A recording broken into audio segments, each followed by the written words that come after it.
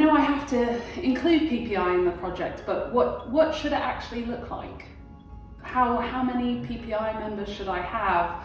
You know, how often should they be meeting?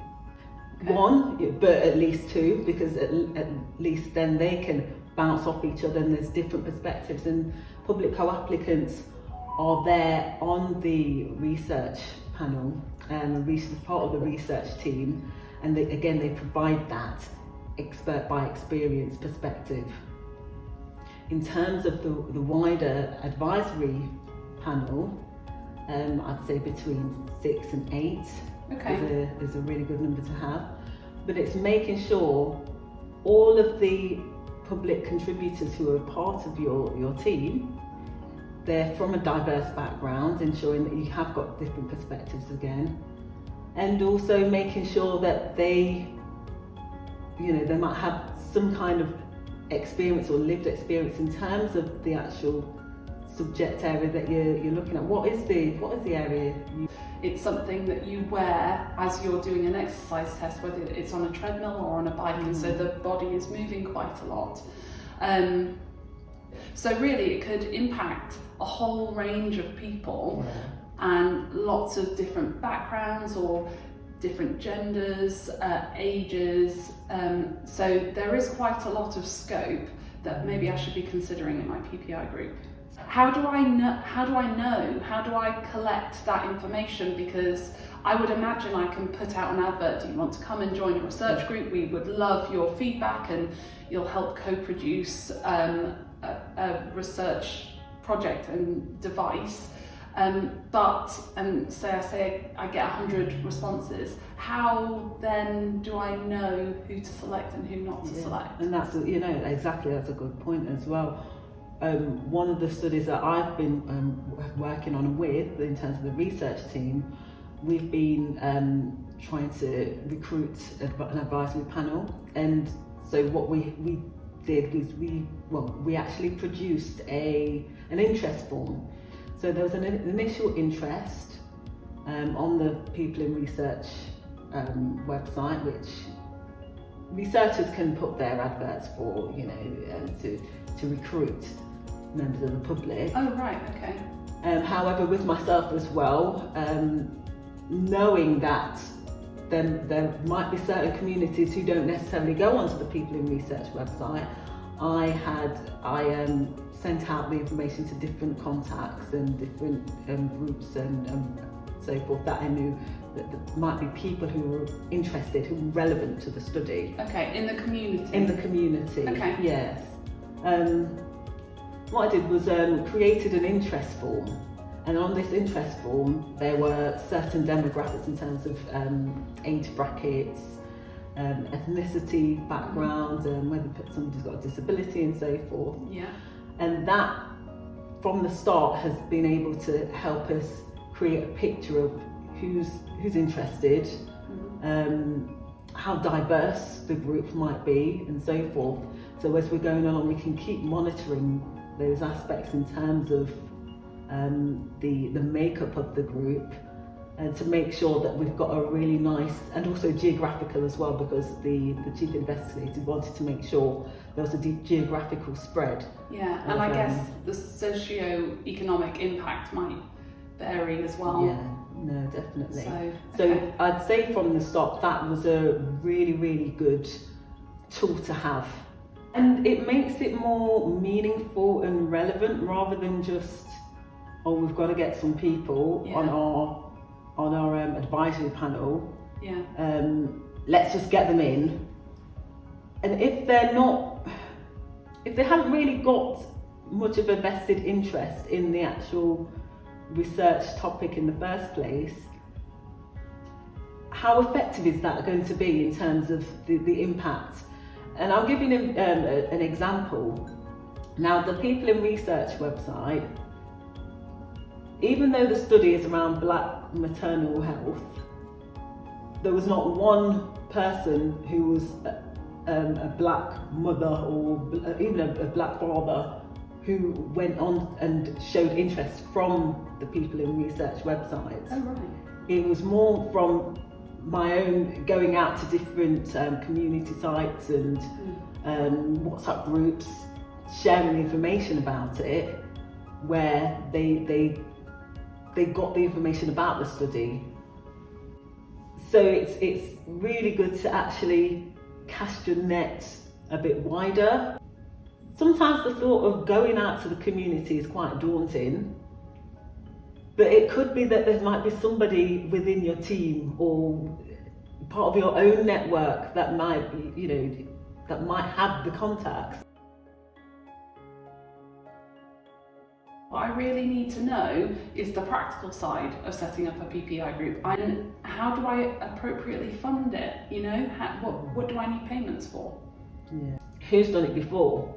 Okay. Who's actually worked with public contributors before? Because they will actually be able to alert you to some of the internal logistics, and whether it's the way in which public contributors are paid, maybe there's certain forms that need to be used, if there's different ways that public contributors can be paid, so whether there's voucher system, whether there's invoicing, whether it's a non-staff expenses form. I mean, this is exactly what I mean. There's a million things that can happen, and I guess speaking to someone else who knows what my institution kind of already does and already has in place is what I need to think about, because looking at generalised advice is all well and good, but when it actually comes down to paying people, I don't want to be holding up those payments, because I'm so grateful for their support for the project. I don't want to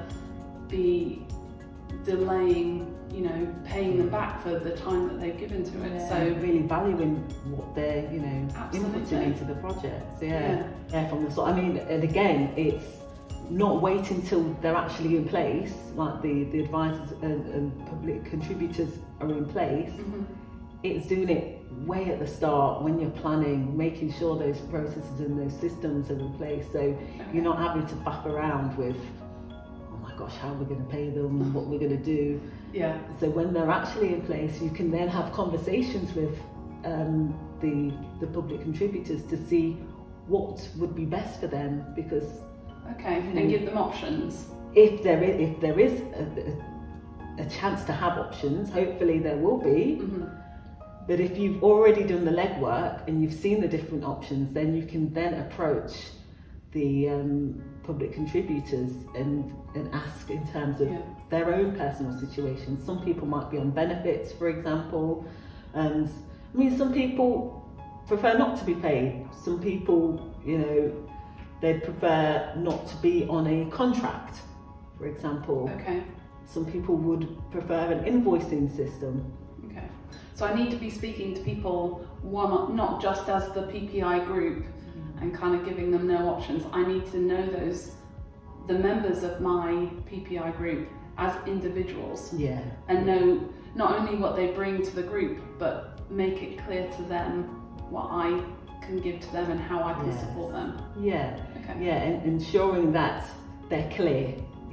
Not only is the role, their role clear in terms of what you're expecting from them, but also in terms of they're clear in terms of everything about the project, the transparency, even little things like how much they will be paid for different aspects in terms of different activities. Will there be a payment, for example? Being very clear, because there's nothing worse than being approached and saying, can you do this?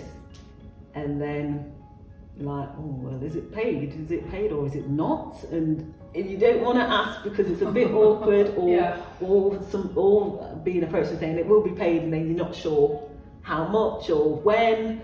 So I'd say best practice would be, when you approach the public contributors with the activity, clearly state if it's paid or if it's not, and then how much it would be, and then people can make that choice in terms of whether they do accept to take part in that activity or not.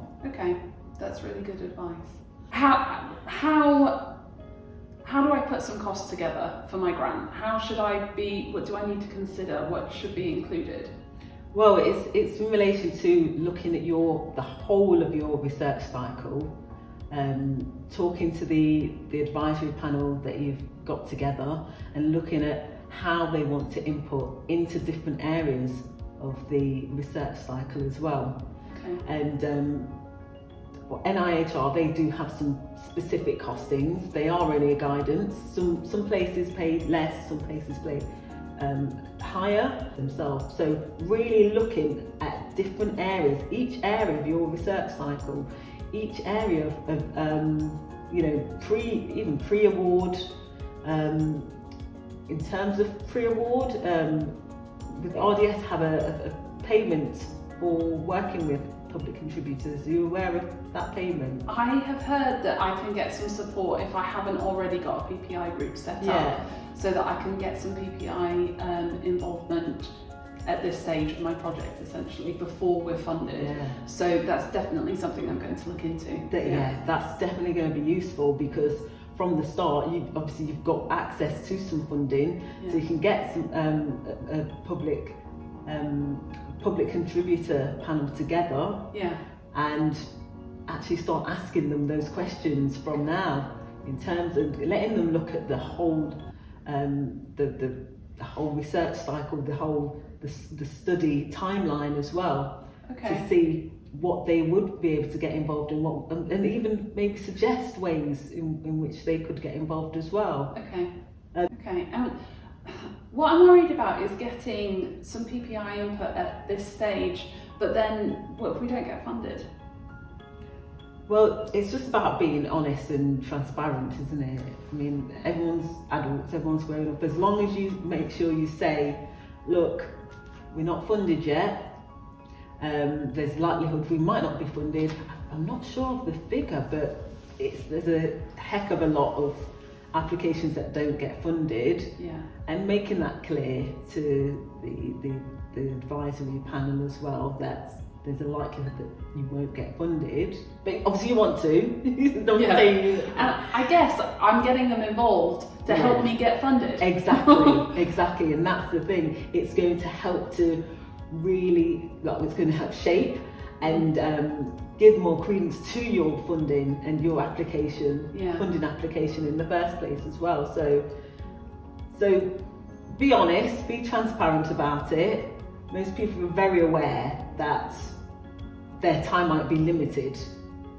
If you have got the funding at the starting point, pre-award point, again, people are still getting valued for their time. But again, it's just being open and transparent. Okay. So what's your biggest bit of advice you can give me about having a PPI element to my project? What do I really need to do or consider? So it's really about managing expectations in terms of the public contributors that you're going to be working with and have on board, really.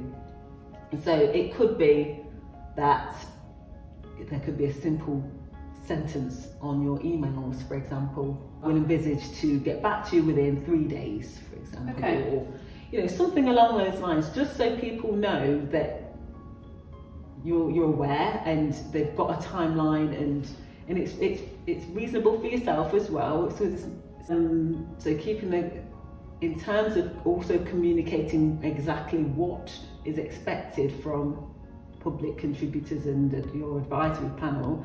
It could be having a roles description.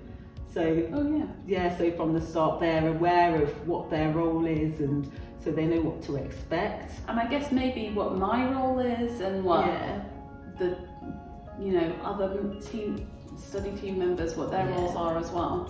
Almost a little induction pack for the public advisory group, just so they're aware of some of the logistics around maybe payments, meeting timings in terms of meetings every quarter.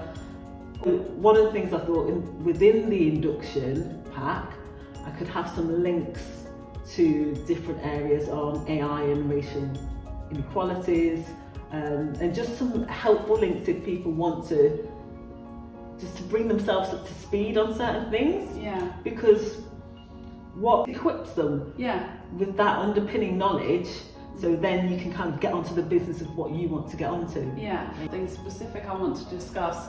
Maybe I should be circulating relevant, I don't know, documents or information in advance. Yeah, well in advance. Yeah, so that people have a chance to kind of look into it, so that when we start the session, everyone knows what it's going to be about and they're expecting it, and maybe they've started thinking about it already, and they already know some things they want to feed back. So that's a really good idea. And also giving them the option of different formats, if at all possible.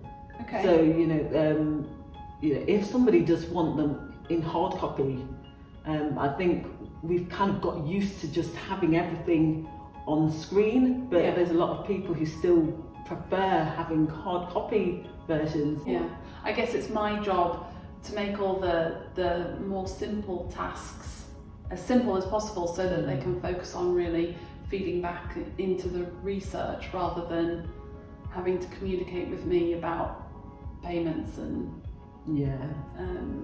emails not working or Microsoft Teams. Another thing you might want to think about is things such as duty of care. So what's happening if you've got a duty of care to make sure they're safe and well and their well-being's managed appropriately. Especially with the NIHR, they want more of a diverse range of people and communities to get involved, and with that comes with people with different background situations. There might be issues and experiences that might trigger certain experiences and certain past traumas. So I'll give you an example of how I try to attend to duty of care in terms of the recruitment process for our advisory panel. Is when people were filling out the interest form, at the end of it, I provided a little sentence which, because it's about Black maternal health and possibly around, it was around serious adverse events as well, I put a few sentences about the fact that this could trigger, understanding, that this could trigger certain experiences and traumas, and provided some websites such as child loss websites and NHS websites, which if people felt would be appropriate to access, that they could. So it's just knowing that we, within this area, we do have a responsibility to play, because there might be vulnerable people who are actually approaching you. Also within meetings as well, it's with your panel, with your advisory panel, it's agreeing aspects of confidentiality within that setting, because again, people might reveal certain confidential experiences, but also in terms of confidentiality from the study perspective as well, that they're seen as part of the research team, and to keep what you're sharing as confidential as possible. So they might want a code of conduct agreement. Obviously you don't want to make it too, Gestapo-ish, but it's just those again, it's about expectations as well, isn't it? We're all professional, and it is a professional position at the end of the day as well. So it's it's making sure there's that code of conduct in place.